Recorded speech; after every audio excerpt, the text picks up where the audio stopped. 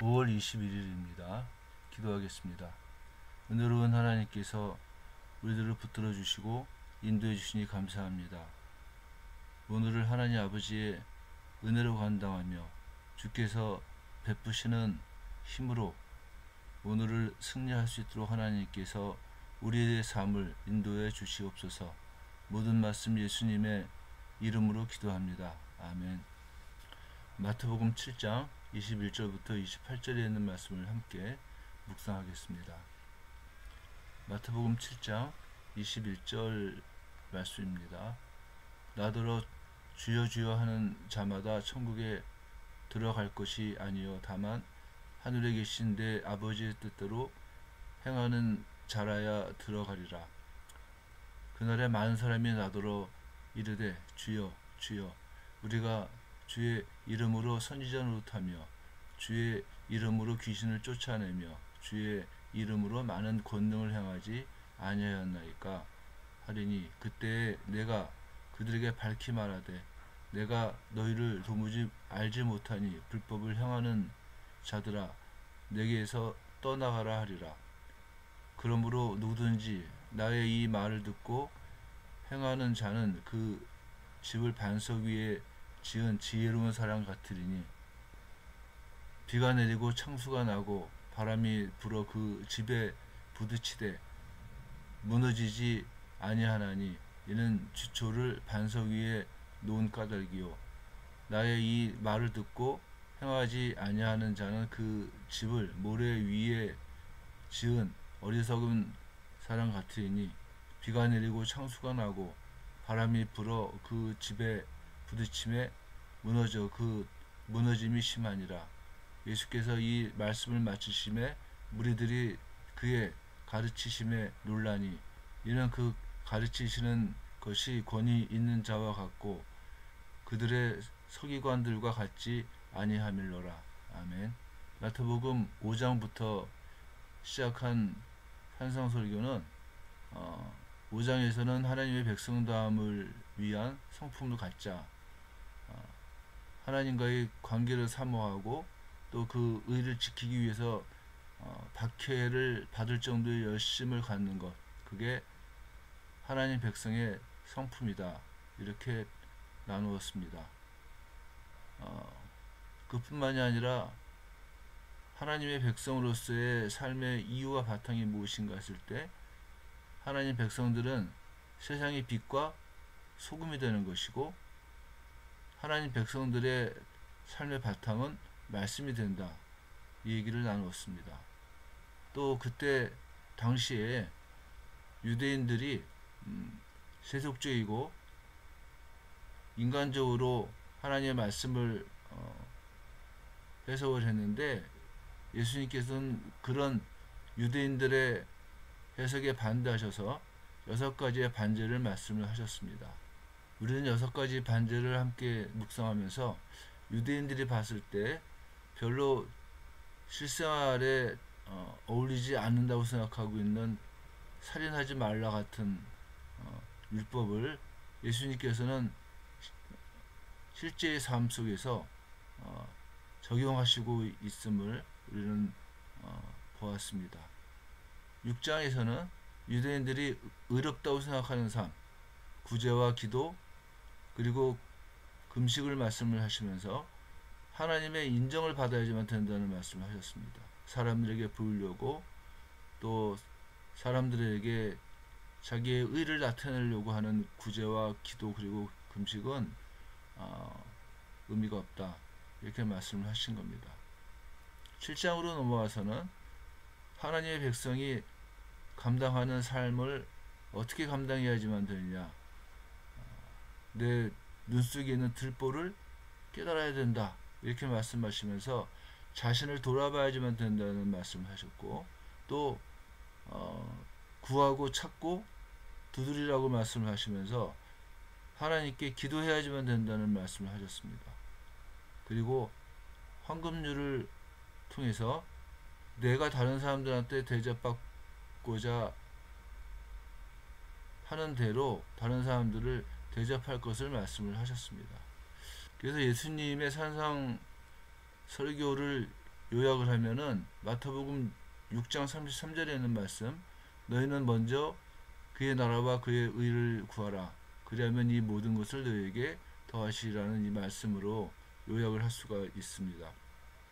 이 말씀의 핵심은 뭡니까? 하나님을 믿자는 겁니다.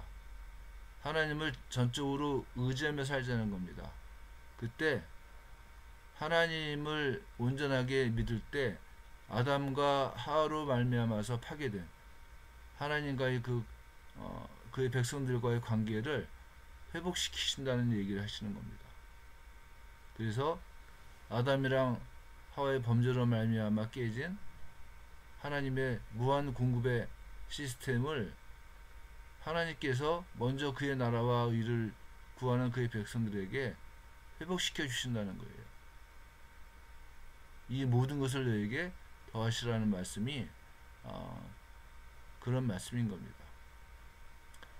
즉 산상설교에서 예수님이 강조하시는 건 뭐냐면은 하나님께 대한 절대적인 믿음이 하나님의 백성다움을 만드는 바탕이다, 이렇게 말씀을 하시는 겁니다.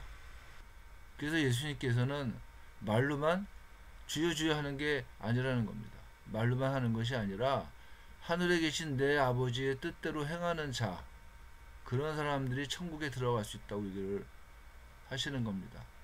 즉 왕의 말씀에 대한 순종은 그 나라의 백성다움을 나타내는 행위라고 하시는 겁니다.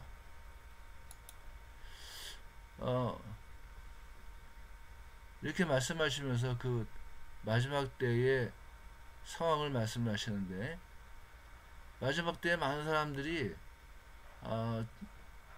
예수님 앞으로 와서 주여 주여 우리가 주의 이름으로 선지자 노릇하며 주의 이름으로 귀신을 쫓아내며 주의 이름으로 많은 권능을 행하지 아니하였나이까, 이렇게 말을 할 것이라고 하는 거예요. 아마 실제로 이런 일들을 할 겁니다. 실제로 이 삶이 안 따라간다 해도 말로는 진짜 선지자로 다 할 수 있는 것이고, 귀신도 뭐 쫓아낼 수 있겠죠. 또 예수님의 이름으로 많은 권능을 또한 행할 수도 있을 겁니다.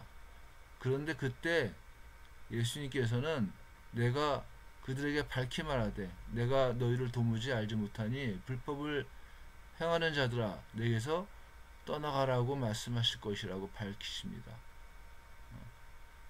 그들의 삶이 안 따라갔기 때문에, 우리가 어저께도 나눴던 것 같이 그 열매가 좋은 열매를 맺지 못했기 때문에 그들을 바라보시면서 예수님께서는 내가 너희를 알지 못한다고 말씀을 하신다는 겁니다.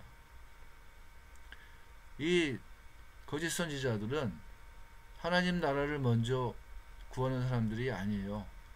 자기의 유익을 먼저 찾는 사람들입니다. 이들은 말로만 하나님을 믿는 사람들이고 넓은 문으로 들어가는 사람들입니다. 이들은 아주 인간적인 원리에서 예수 그리스도의 말씀을 이야기를 했던 사람들일 겁니다. 바리새인들이 그때 당시에 말씀을 자신들의 이익을 위해서 해석을 했던 것 같이, 그래서 예수님께서는 6개의 반제를 말씀하셨던 것 같이 이들도 역시 어떠냐면은 자기네들의 입장에서 자기네들의 유익을 위해서 자신들의 삶을 합리화시키면서 아마 말씀을 이야기를 했을 겁니다. 그래서 예수님께서는 마지막으로 얘기를 하시는 게 뭐냐면, 누구든지 나의 이 말을 듣고 행하는 자는 그 집을 반석 위에 지은 지혜로운 사람 같다고 얘기를 하십니다. 또 말씀을 듣지 않는 사람은 어떤 사람들이냐, 모래 위에 집을 지은 자와 같다고 얘기를 하시는 겁니다. 그러니까 예수 그리스도의 말씀을 듣고 순종하는 사람은 지혜로운 사람이 되는 거예요. 지혜는 하나님을 경외함으로부터 나오는 겁니다. 또한 지혜로운 자들은 생명을 찾아갈 수 있어요. 바꿔 말하면은 좁은 문을 통과해서 생명의 길로 갈 수 있는 능력을 갖고 있다는 겁니다. 그런데 반면에 예수님 말씀을 듣지 않는 자들은 비가 내리고 창수가 나고 바람이 불어 그 집에 부딪힘에 무너져 그 무너짐이 심한, 즉 멸망으로 갈 수밖에 없다고 얘기를 하시는 겁니다. 기도하겠습니다. 은혜로우신 하나님 아버지, 붙들어 주시고 우리들을 인도해 주시기를 간절히 원합니다. 우리가 오직 하나님만을 소망하며 또 하나님의 뜻 가운데 있기를 간절히 원하고, 우리들이 하나님의 백성다움을 지키면서 온전히 하나님께만 영광을 돌릴 수 있도록 하나님 저희들을 붙잡아 주옵소서. 모든 말씀을 예수님의 이름으로 기도합니다. 아멘.